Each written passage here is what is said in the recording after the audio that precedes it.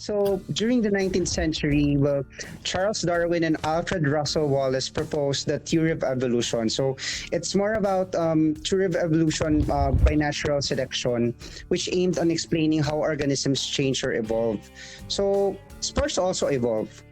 The documented history of sports goes back at least 3,000 years ago, wherein sports involved the preparation for war or training as hunter. So then there were Olympic Games, and then creating individual and team sports. And one of the many evolution of sports is the idea of creation Ironman triathlon, which started in February 18 of 1978, for which 12 out of 15 competitors completed the race. So fast forward, in the Philippines, we are seeing hundreds to thousands of athletes all over ages joining the local and international events. So today, Merlene, we have a special guest. Yes, we have our special guest today. He is the head coach, known to be called Jomac, or si Coach Jojo Macalintal, in the triathlon community. Level 2 coach of International Triathlon Union, who was voted 2-time Coach of the Year. Yee! Ito, very close to our hearts. Why? Because siya lamang naman po ang aming coach. Without further ado, here he is, Coach Jomac. Hi, Coach! Flapjack. Hi, Coach. Hi, Coach. Magandang ano ba ngayon? Hapon na. Hapon na, malapit na maggabi. Lori J, Neil, and Merlin. Iba pala itsura nyo dyan pagka magpapunta. Maganda ba, Coach? Hindi pawisan, Coach. Hindi pawisan. Hindi ko kayo naamoy. Hindi amoy Maasim. Hindi amoy maasim. So, Coach, today, actually, we have you to, hindi sa sinasabi namin may ugat ka na, Coach, sa triathlon. But we wanna know personally, and of course, everyone who listens and watches this show, how triathlon started in the Philippines. And who better to ask about it but Coach, you. We know that you have been in the triathlon scene for quite a while. At isa ka pa sa natitira. So, marami nang medyo naglaho, pero you're still here and you are better person to talk about this topic today. So, guys, ano ang ating nais malaman about the start of the triathlon as introduced kanina ni Neil? Coach, ako I have the first question siguro. Naalala mo ba, Coach, yung first na triathlon race na sinalihan mo dito sa Pilipinas? Sinalihan ko na unang-una yung sa Ateneo, Splash and Dash. So, ang registration nun is 100 feet. Ay, grabe siya. Kailan naman yun? 1994. Okay. Oh, Coach, yung piso ba nun, ano pa? Yung 2 piso nun, meron pang octagon. Yung Napakatagal na Sumali ito. ako doon. Tapos, nangiram lang ako ng bisikleta dun sa kaibigan ko. Hindi ako Kahit marunong lumangoy, ha? Yung bisikleta mo, Coach, yung ano Mababaw lang lang ito? kasi, 4 feet lang. 4 feet tubig. lang. Pwedeng Kasi, tumayo, paglakad. 25 meters. Pwedeng tumayo. Tapos, ang distance ng swim, parang 300 meters. 300 meters swim, 15 bike, and 3K run lang ata yun eh. Parang ganun lang, splash and dash. Splash and dash. Tapos mga ilan, Coach, ang participants sa palagay mo that time? Participant nun, pagka ganun kasi, na nasa swimming pool lang, tapos sprint lang yung distance niya, nasa 100 mga participant na sumali. Marami na yun. Kasi yung mga beginner, yung mga hindi takot sa ocean, sa open water, doon sila sumasali, doon sila nag-join. At saka Quezon City yun, no? Ang daming gustong maka-experience nung race na yun. Kahit ako, nanghiram na ako ng bike para makasali ron. Nilakad ko lang yung swimming pool. Para ma-experience ko lang yun. Tapos Tapos nun, Coach? Tapos Continue, noon, nung run na, hindi ako makatakbo sa at ganun. Yabang ko pa nga, sabi ko, marathoner ako, ba't di ako makatakbo? 3K run lang, hindi ko maitakbo. Oo, yung pala, may mga ano pala siya, technique, di ba, na hindi pa namin alam. Hindi pa natin alam kung, akala mo kung takbo lang is takbo. Takbo lang. So, kailangan pala ng mga training para doon. So coach, how did you came to know about dun sa race na yun? Paano siya na-announce? Or is it like a big thing at that time? Marami ba silang triathlon races noon? Through mga kaibigan na sa running community, kasi nasa running pa ako noon eh.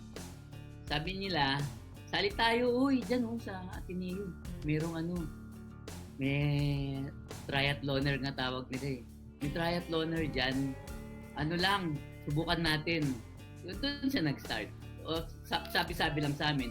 Pagdating ko nga doon, nagulat ako, ang gaganda ng mga bisikleta ng mga participant, no? Nakasagi pa nga ako ng isang bisikleta eh. Nagalit sa akin kasi hindi ko tinayo yung bisikleta niya. So hindi ko naman iniisip na ganun kamahal yung bisikleta. Hindi ko rin naiisip na yung mga bisikleta pala natin ngayon, di ba? Nilalagay pa natin sa loob ng bahay. Di ba? Opo, So, time na yun. Katabi matulog, coach. Oo, di ba? Hindi ko alam na ganun. So, nasagi ko yung bisikleta, nagkatumbahan, mga 3 bike siguro na tumba. Tinignan ko lang, kasi hindi ko tinayo. Galit sa akin yung mga may-ari. I'm sure. Ang yabang naman itong mga triathlete na ito. Natumba ko lang yung bike, yung galit na sa akin. Wala ko alam. Coach, ano yun? Ano yung puro road bike lang yung ginagamit nun? Or ano rin, pwedeng mga BMX? Pero may mga mountain bike, mga big. Iba-ibang bike ang pwede mag-join. Sa palagay mo, coach, ano yung mga profile ng mga taong sumasali before? Ano yung mayayaman ba to lahat? Ano ba yung mga itsura nila before? Ano mga profile nila? Yung first impression ko doon, nung nakita ko, hindi, parang pantay lang lahat eh. Kasi marami ako nakitang runner tsaka cyclist na nag-join doon. So, pantay-pantay pa lang siya kasi sprint eh. Wala pa akong idea kung pang mayaman siya or pang matataas na tao lang. Kasi yung mga bike, may maganda, meron din pangit. Tulad nung hiniram kong bike, hindi naman maganda. So, in-expect ko na pinakamaganda na yung bisikleta na hiram ko kasi Shimano daw siya. Only to find out na mas maganda pa. Oo, so mas maraming maganda. Tsaka mas maraming student and varsity swimmer. Yes. Maraming mga varsity Yes, swimmer na kasali. So from then on, coach, dumami ba yung mga races after nun? Or yung time na yun lang talaga yung race na available pa sa Pilipinas? Kasi series. So marami siyang pinupuntahan. Like meron siya sa Quezon City, meron sa Ateneo, meron sa UP, meron sa Laguna.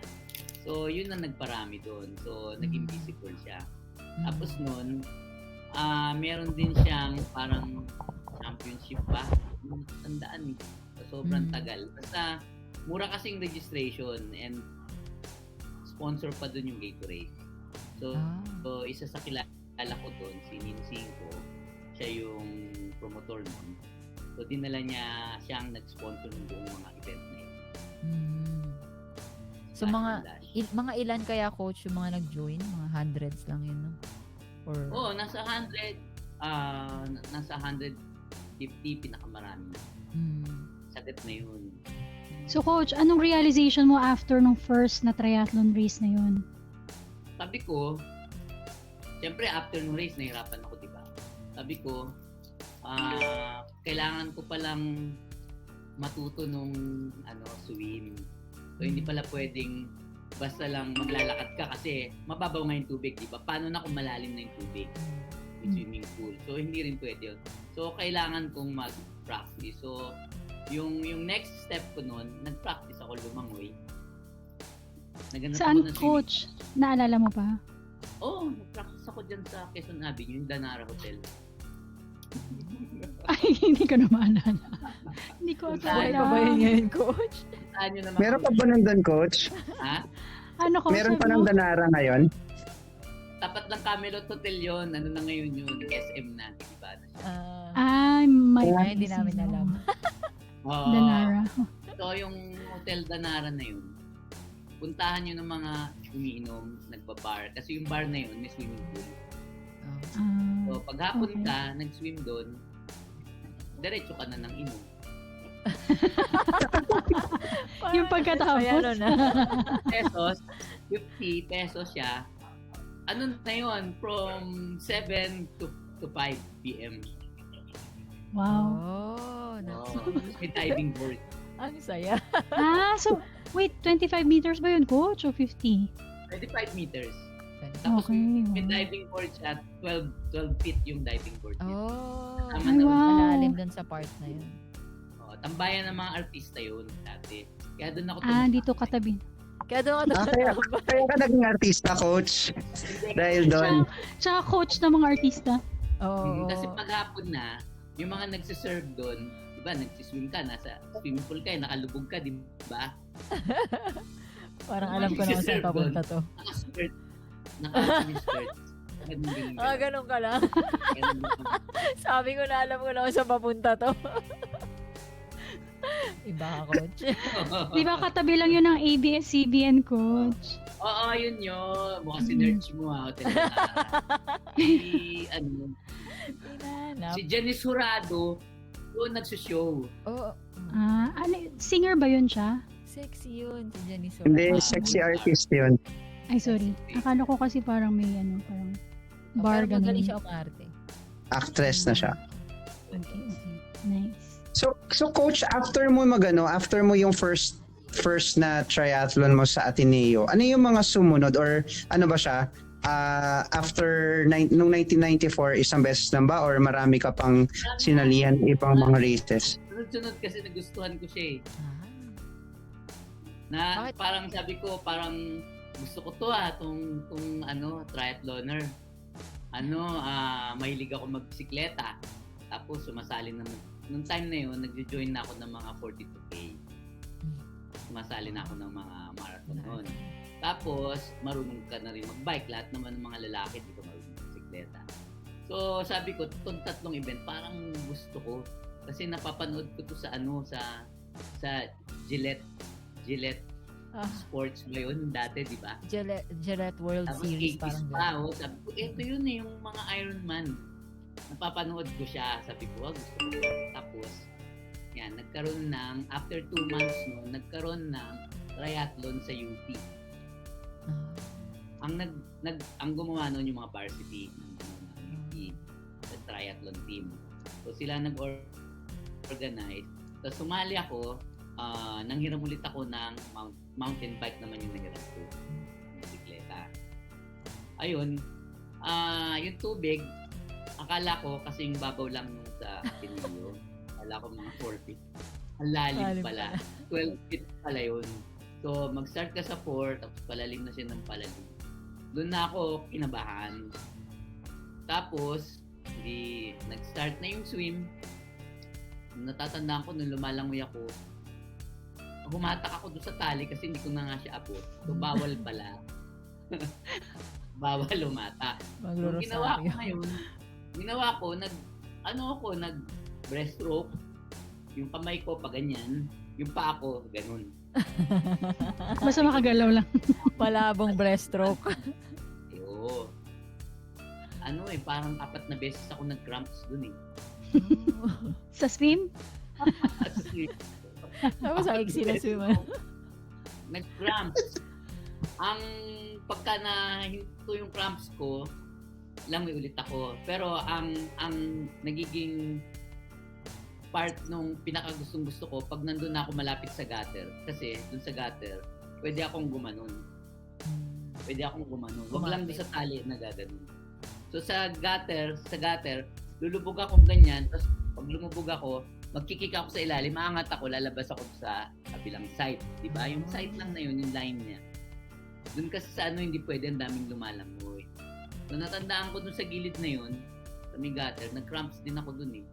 So kinuha ko kinuha ko nung isang marshal, inangat niya ako doon, inatak niya ako, tapos inano niya yung legs ko, minasage niya, inanon, di ba, para matanggal yung cramps ko dito sa calves.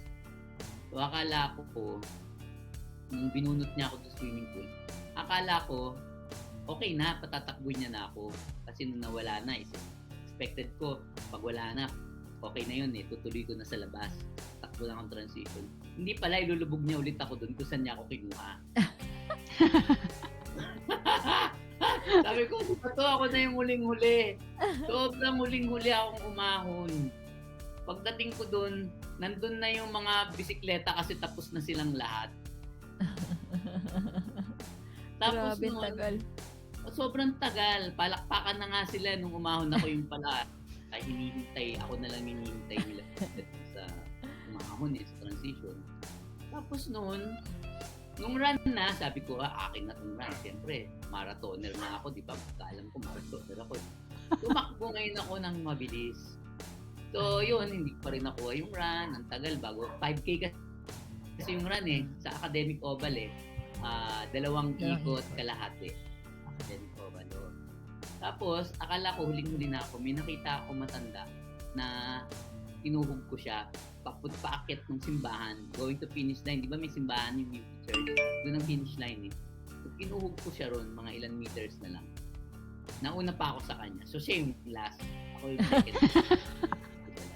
May awarding pala yung last finisher. May trophy. Sayang.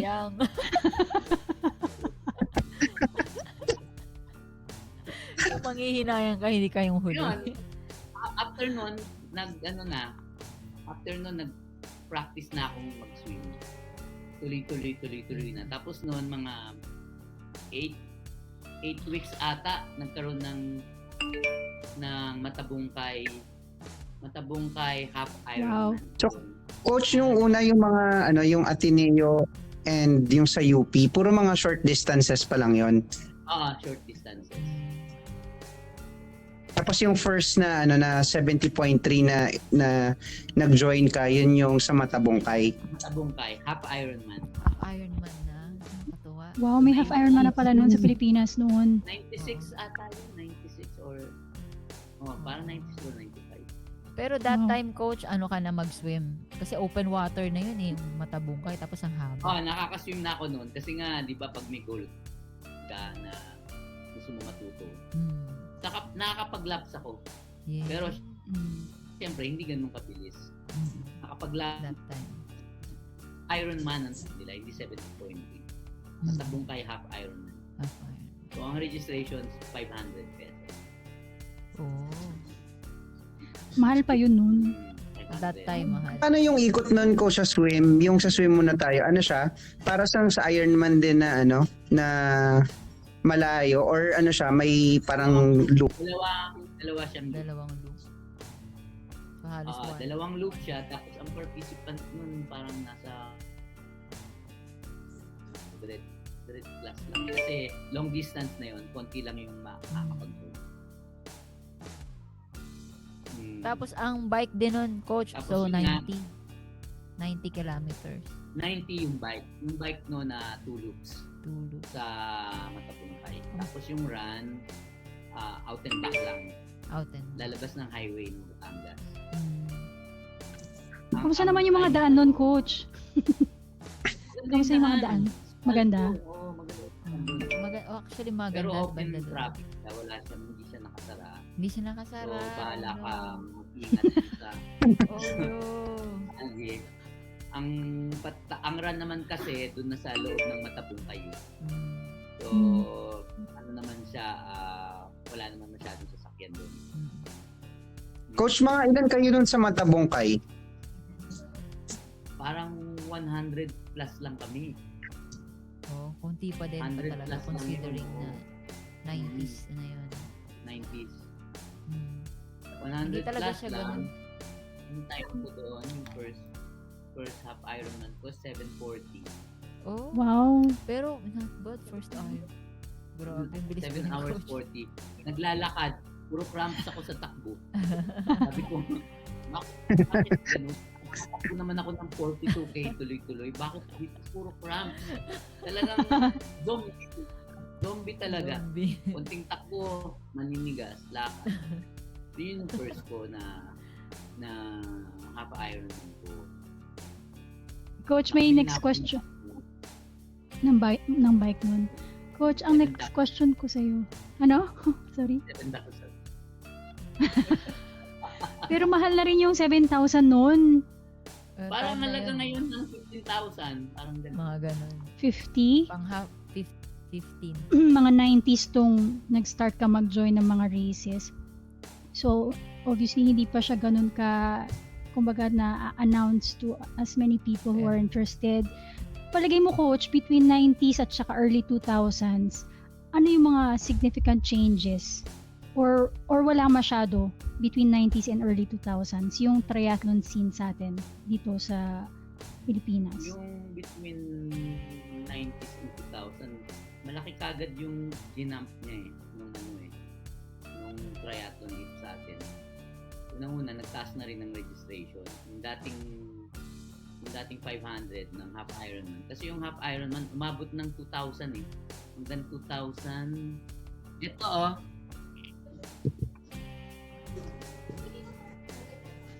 Coach, basahin mo nga. 1999. Matabungkay Beach. 1999. Wow! Ilang Wow, anong place, Coach? wala. Sa baba. Hindi Taas na ng konti, makita Coach, yung... di ko makita yung place. Second place! Wow! Amazing! 13 Wow, November galing. 1999. High school pa lang ako. 1999, di ba? Ay, hindi, college na ako. Oo. Ang galing. Grabe! Oo nga. Tsaka natago mo, Coach, ha? Ang galing. Ang May Gatorade galing. nakasulat. Yan yung first ever mo na podium, Coach? Hindi. May mga Meron ka na podium mga ako niyan. small podium. Oo. Sa small Pero races. yun nga, bago ako 3 taon yata 3 years from nag-start. Oh. Medyo matagal-tagal siya. Ganun katagal. Kasi 'di ba sa mga lalaki, masyadong madami. Very competitive. Marami kami 'di ba sa age At group. saka yung So, age mahirap. group, opo, yung Oo, 30s ka nun, opo. Mm. Oo. Mm. So yun, from 90s 2000, malaki yung pinagbago niya. Tulad ng registration, ang bilis tumalon, naging 1.5 yung naging 1.5 tong half Ironman. Diba? Parang 1999, medyo malaki. Pero gusto mo kasing salihan kasi siya yung parang prestige na half Ironman eh. Wala pang 70.3, wala pang title ng 70.3. Oh. Oo.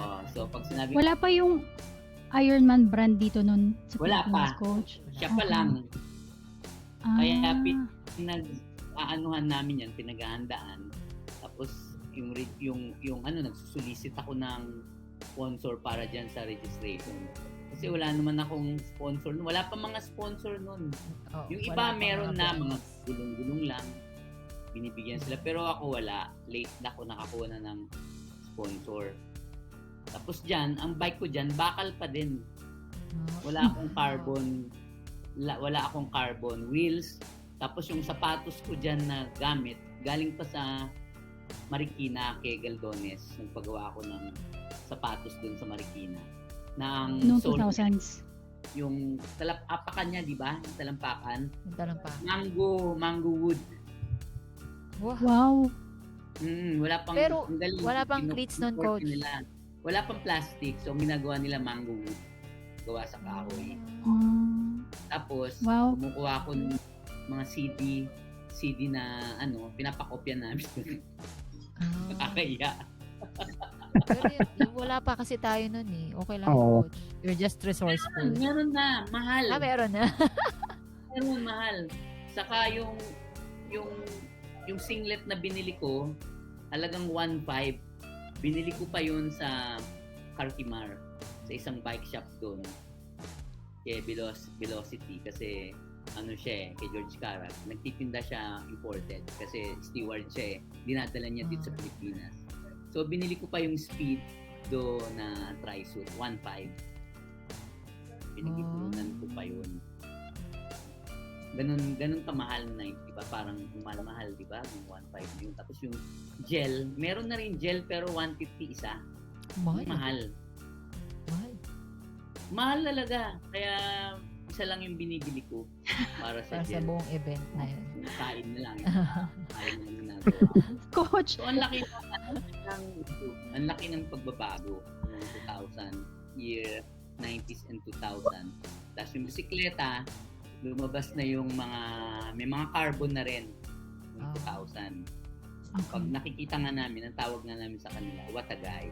So, Watagay yan. Watagay. Naka-polar heart rate monitor. Kami wala. Tapos pagka tumatakbo sila, nagte-training, nakikita namin sa UP, nakahubad sila ng damit. Nakalabas yung Wow. transmitter dito sa chest. Dito. Sa chest. Nakalagay dito. So, Naka-bra? sila yung mga... Oo. Kasi pag nakaganon ka, stig ka eh. Dati. Kasi mahal yun. Mahal Kasi yun. mahal. Tapos, alam na nilang gamitin. So, kaya nga minsan, hindi ko matalo. Sabi ko, hindi ko mauna-unahan yan. Si Watagay kasi naka-heart rate monitor yan. Hindi natin alam paano yung gamitin. So, Na-intimidate kayo. ganun. Tapos nakikita namin sila, tumatakbo sila sa UP, nakahubad ng damit. Hindi pa Wow. bawal nun eh. Nanggal damit. Tapos Kita abs. naka-heart rate monitor dito. Oo, kita yung abs, tapos kita yung transmitter sa chest. So, Watagay talaga. Piniflex nila. Oo, Watagay. Ako yan si Watagay. Watagay ang mga yan. Tapos kami, doon lang kami sa mga busbusin area. Sa gilid. Nagigilid. Saka sa gilid. Tapos bakal-bakal yung bike. Tapos yung bike ko na bakal, pinilit ko maging tri-bike yung isura. Bumili ako ng cow horn. Yung cow horn, di ba? Yung road bike na yun. Nilagyan kong cow horn, nilagyan ko ng aero bar, tapos pinalitan ko ng puan. Yun lang siya, pero yung gulong niya malaki. Hindi siya 700. 700. Mas malaki pa sa Mas 700. malaki pa. Mas malaki pa. Kamusta na yung baka, coach? Yung kinuha ko yung porn eh. So, trying hard nga, pag naalala ko yun, nakakainis eh. Sabi ko, napaka-trying hard ko nun. Coach, kamusta yung mga bike shops noong time na yun? Marami na ba yun? Early Sa Art Mark lang 2000? pupunta. Doon lang Oo. usually. I Doon see. lang, kasi nandun na rin yung triathlon shop. Doon na rin yung mga carbon. Pan-triathlon, meron na doon. Kasi Mm. ang triathlon nung 90s to 2000, 650c eh. 650. Maliit. Maliit. Yun yung uso dati. Pag nakaganon ka, watagay ka, good ka. Yung gamit mo, ang laki, parang pang tinapa yung size ng gulong eh. Coach, so tama yung sinasabi nila na na yung triathlon is yun nga para daw siyang golf. Oo, para Pang siyang golf. mayayamanan. Yamanin. Nung na-expose na ako sa triathlon. Nung una, first impression ko, hindi kasi maliit na race lang eh. Mm. Nung pagdating ko sa Matabungkay, nakita ko yung mga bikes, ang gaganda yung mga suot nila, ang gaganda. Tapos, karamihan mga varsity swimmer. Tapos yung bikes Naka-trunks. nila, maganda na. Mm. Maganda na yung bike. Tapos lahat sila nakakotse, kami nag-rent lang ng jeep.